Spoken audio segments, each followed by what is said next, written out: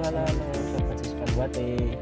Jadi kami akan melakukan mini podcast mengenai reparasi permodalan kapal mengenai pompa hidrolik. Dan di samping saya adalah Muhammad Miftahul Ayar. Jadi selaku narasumber kita kali ini. Mas Ayar, saya mau tanya nih mengenai sistem pompa hidrolik. Kan banyak orang awam yang taunya pompa itu cuma pompa air. Ya. Kok di kapal harus pakai pompa hidrolik? Kenapa nggak pakai pompa air biasa aja? Ya, jadi begini Mas Dias. Pompa air biasa itu hanya memindahkan cairan dari satu tempat ke tempat yang lain tanpa memperhatikan tekanan. Tapi di kapal kita membutuhkan sistem yang menghasilkan tekanan tinggi dan lain-lain. Nah, di situlah peran pompa hidrolik, dia mengubah energi mekanik menjadi energi fluida yang bertekanan yang sangat kuat dan presisi. Itulah alasan kita nggak bisa memakai pompa biasa, meskipun pompa itu ditrondol atau bagaimanapun. Ya. Wah, saya belum ngerti. Kalau begitu ada berapa jenis sih pompa hidrolik itu di kapal? Dan apa aja sih jenisnya? Ya, jadi pompa hidrolik ada 4 macam pompa, yaitu pertama ada pompa gate, 2 ada pompa fan, ketiga ada pompa piston, dan keempat pompa skru. Kalau dari dalamnya pompa itu punya komponen apa aja sih? Dan fungsinya masing-masing itu gimana? Ya, jadi komponen hidrolik itu, pompa hidrolik itu ada sap, terus gate atau piston, terus bearing, seal, housing, dan inlet dan outlet. Nah, sap ini untuk menghubungkan motor ke elemen pompa, dan gear ini adalah elemen pompa yang mendorong fluida. Bearing itu untuk menopang poros pada pompa, terus seal itu untuk mencegah terjadinya kebocoran. Housing itu adalah casing untuk melindungi bagian pompa, dan inlet dan outlet itu sebagai keluar masuknya aliran. Mas saya untuk keunggulan dan kekurangannya dari pompa hidrolik itu apa aja sih? Nah, jadi untuk keunggulan dan kekurangan pompa hidrolik itu, untuk keunggulannya sendiri itu dapat mengangkat gaya beban yang tinggi dan sangat presisi di kapal, dan kecepatan yang sangat lumayan. Untuk kurangnya adalah biaya perawatan yang mahal, terus perawatan yang secara rutin, resiko kebocoran yang sangat tinggi. Kalau di kapal sistem apa aja sih yang dipakai pompa hidrolik itu? Ya, jadi untuk sistem pompa hidrolik itu digunakan pada steering gear, tutup palka, ram door pada kapal loro, dan down thruster. Untuk penyebab kerusakan pada pompa hidrolik itu apa aja sih? Ya, untuk penyebab kerusakan pada pompa hidrolik itu karena olinya kotor atau terkontaminasi dengan air, kedua silnya aus, ketiga bearingnya rusak atau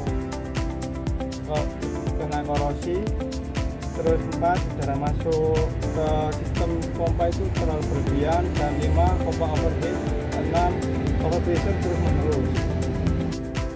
Mas Ayar, kalau pompa mengeluarkan suara bising itu tandanya apa sih? Ya, untuk pompa yang bising itu biasanya karena kavitasi, ya disebabkan oleh gelembung udara dalam fluida. Ya, juga bisa terdapat karena bearingnya aus atau pompanya kering, nggak dilumasi oli, dan atau filternya terbuat. Nah, untuk menanganinya ganti oli yang mempunyai viskositas yang sangat tinggi, ya nggak terlalu tinggi juga sih, kalau terlalu tinggi juga nggak bagus, dan ganti udara, bersihkan atau ganti filter, dan cek kondisi ruang bearing. Mas Yar, Ya, banyak sih yang bilang pompa hidrolik itu katanya bullshit kapal. Ya, sebenarnya itu bisa dikurangi apa enggak sih? nah, bisa, itu sangat bisa sekali. Nah, untuk mengurangi kebisingan pada pompa hidrolik itu kita bisa menggunakan pompa fan dan pompa piston. Untuk agar lebih efektif lagi, kita harus menggunakan peredam untuk meredam kebisingan pada pompa. Oh, kalau begitu kenapa sih di sistem kemudi memakai dua pompa hidrolik? Kenapa nggak satu pompa aja? Ya, jadi begini Mas, kalau pakai satu pompa kan otomatis nggak kuat. Kalau ada kerusakan pada pompa lain kan nggak bisa ada cadangannya.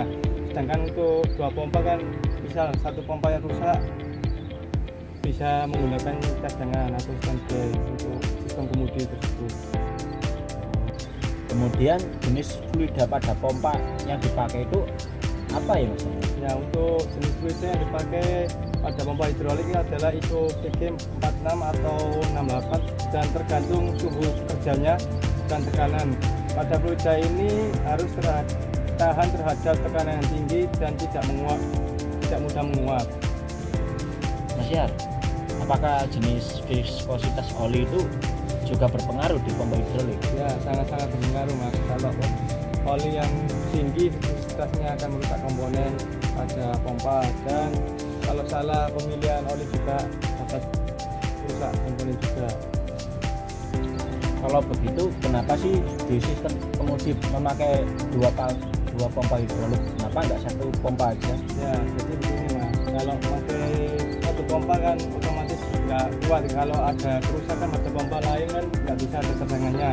Sedangkan untuk 2 pompa kan misal 1 pompa yang rusak bisa menggunakan cadangan atau standby untuk sistem kemudi tersebut.